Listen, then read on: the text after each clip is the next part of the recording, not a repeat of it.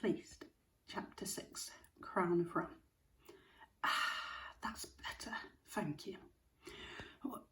What had actually startled Aries was in fact simply a painting of Medea, life-sized and horribly accurate, it's true, but still only a likeness of her copied onto Athena's banners by the underworld artists.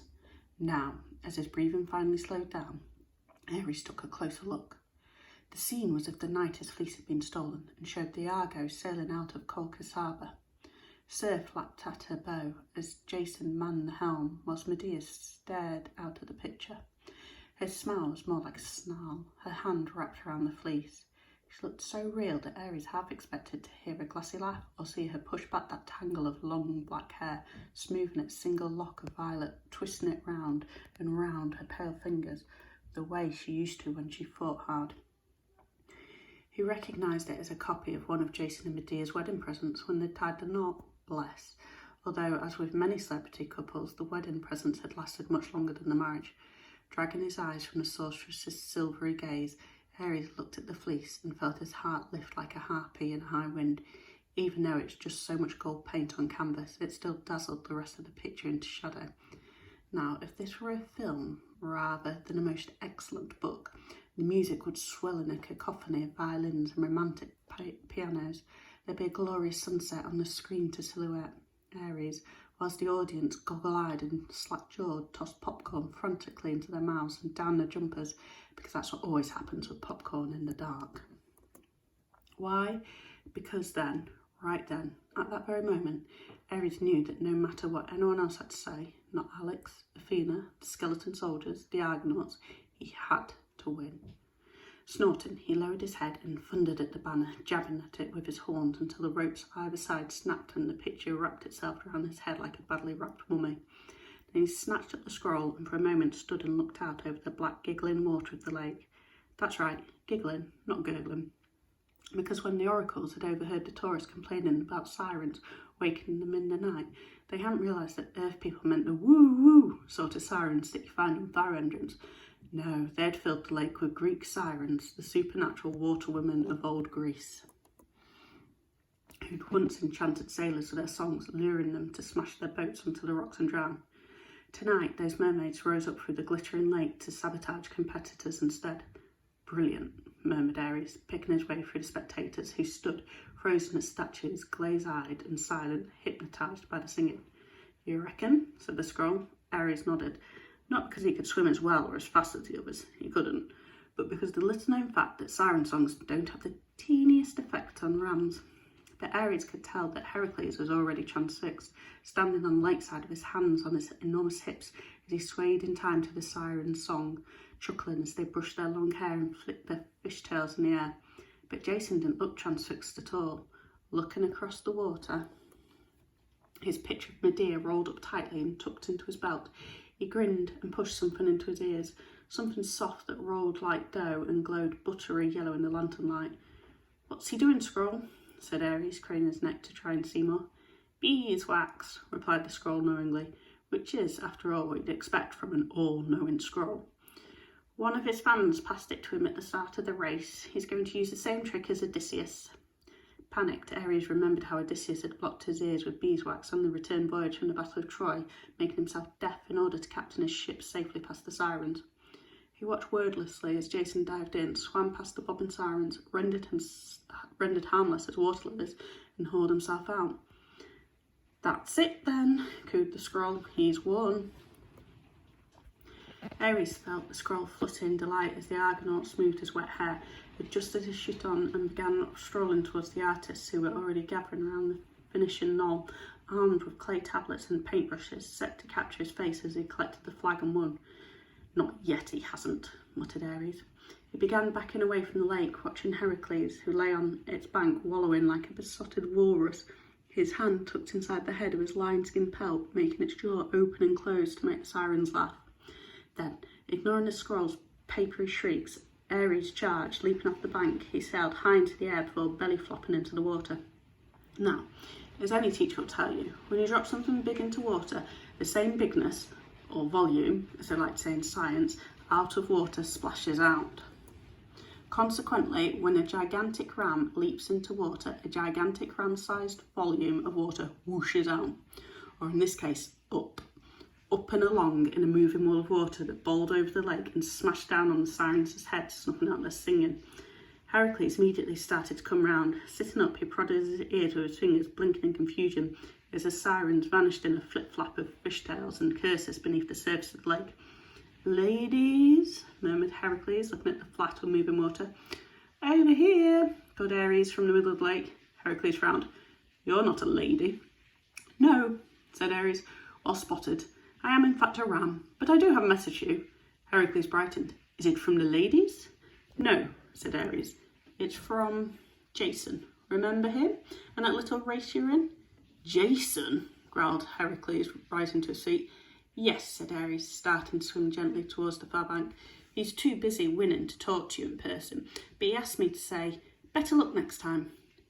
"Better luck?" Heracles roared and launched himself into the water. A couple of seconds later, he plunged past Ares in a fury of foam and froth and clambered out on the other side. Ares swam on, watching as the big man sprinted over the grass and pounded up the knoll behind Jason, leaving an open-mouthed Athena in his wake before hurling himself at Jason's legs and slamming the young man to the ground. Ares scrambled out of the water and ran past the furious blur of leopard and lion skin as the two Argonauts punched and pounded each other. Galloping on, he craned his head towards the flagpole at the top of the knoll. A fabulous trick had he been a giraffe. But being a ram, with only a short, thick neck, it didn't make the slightest bit of difference. And just as he reached the flagpole, Jason finally leaped free of Heracles, shot past him and began climbing for the flag. A second later, Heracles threw himself onto the pole, reaching up and clawing at Jason's ankles. Jason kicked at Heracles, punched, swinging his fists like demolition balls. Jason leaned out. Heracles leaned in. Swinging around the pole, they looked like a thin man and his fat reflection in a funhouse mirror as the flagpole lurched and creaked, bending left and right as the crowd roared, cheering and shouting for their favourites. Not that anyone cheered for Ares, of course, nor did they notice when he snatched one of the flagpole's straining guy ropes and began furiously chewing through it, except Alex. That's right, because wondering why he'd been summoned to untangle Ares from the web or prise him out of the tube, he'd come to see what was happening for himself. And now, despite his annoyance at Ares' stubbornness, he couldn't help feeling a spark of delight at seeing his friend at the finish, one rope now broken and the second clamped in a ram's mouth. Only Alex watched as Ares stalked backwards with sweat dribbling off his muzzle and tendons rising in his neck, pulling the pole downwards, arched down lower and lower until its tip touched the grass. But it was only when Jason felt the prickle of thistles against his neck that he glanced sideways and found himself eyeball to eyeball with Ares. "Greetings," said Ares out of one side of his mouth before snatching the flag with his front hoof and releasing the rope. The flagpole whipped upright, firing Heracles and Jason to the sky, up, and, well, even more up, sailing across the starry sky like two squealing starfish and disappearing into darkness. The crowd stared after them, stunned, until they noticed the drumming of horns against the flagpole. Only then did they look back down to see Ares beaming from horn to horn, the winner's fang hanging out of his mouth. "You did it!" shouted Alex, running up the grass with the finishing knoll. He knelt down and threw his arms around Ares' neck, burying his face in his side. "You idiot!" Athena's chariot creaked to a halt beside them. Stepping down, she picked the scroll up from where it lay at Ares' hoofs, her face a muddle of surprise and bright amusement. "Come with me, Ram." On either side of them, the dumbstruck crowd parted, staring wide-eyed at Ares as he followed the goddess to a stage lit by flaming torches and set with a golden pedestal on which a circlet of fresh laurels rested. "Ladies and gentlemen," said Athena, looking out over the bemused faces of the spectators as Ares scrambled up beside her, "I present the champion of our competition." The crowd began to clap uncertainly as she set the laurels on Ares' head. "So then, Ram," she said, straightening up, "tell us the nature of your quest." Ares looked out over the waiting crowd and cleared his throat. "I'm going to find and bring back my fleece." "Your fleece?" said Athena, a few moments later, her voice breaking the astonished silence that now engulfed the crowd. "That's quite a mission, particularly for a ruminant. However, since you've shown such cunning and guile in our competition, perhaps the fates might smile on you." "I doubt it," muttered the scroll, drawing its papery curls in so tightly that it looked more like a reed. Ignoring its remark, Athena lifted the scroll with her left hand. Ares, as our champion, you may take the scroll with you. She raised her right hand and fluttered her fingers.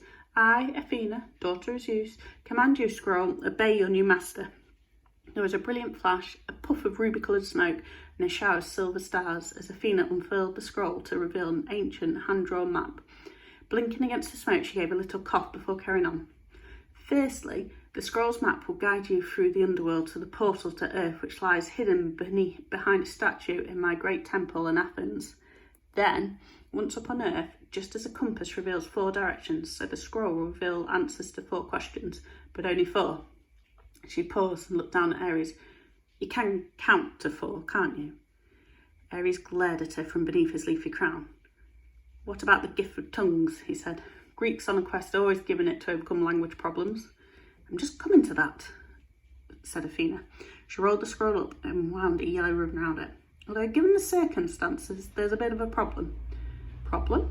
Ares waited, watching as the goddess pursed her lips into a dark, heart-shaped frown. The thing is, Athena went on, that although you'll be able to understand every language on Earth when you hear it or see it written down, you won't be able to speak. Ares stared blankly at her. Because, in case you've forgotten, Athena explained, everyday Earth rams don't talk, so you simply can't draw attention to yourself, or us down here, by chatting. She bent forwards and tied the scroll around Ares' neck so that it hung down like a cowbell. So how am I going to find out about anything? Said Ares miserably. A low murmur spread through the crowd as the spectators considered this, which was when Alex stepped up onto the stage. I'll do the talking for him, he said. Ares' eyes grew wide in surprise. Perhaps yours have too. Or maybe you're thinking, oh, how ridiculous. Alex is supposed to be the sensible one. And indeed, on a normal day, Alex would have been the first to agree with you, except that today had been anything but normal, and right now Alex's emotions felt more tangled than Medusa's snaky tresses on a bad hair day. Guilt at not helping Ares to prepare writhed with a grudging sense of triumph at his friend's victory and wrestled with a python-sized fear at what might lie ahead. Of course, he knew that going back to Earth to try and find Ares' fleece was an outrageously stupid thing to do. Not only were their chances of success smaller than an ant's sneaked cat, but it was possible they might never come back. Momentarily, he wondered if it hurt when a Greek ghost was extinguished. And yet, as he stood beside Ares on the stage, he understood they would be even more stupid to let Ares go back on his own. Besides, he reflected, if a ram could beat 5 Greek heroes through sheer determination, wasn't there a tiny chance they might succeed? Ladies and gentlemen, said Athena, lifting her shield high into the night air, I give you our Earth-questing heroes.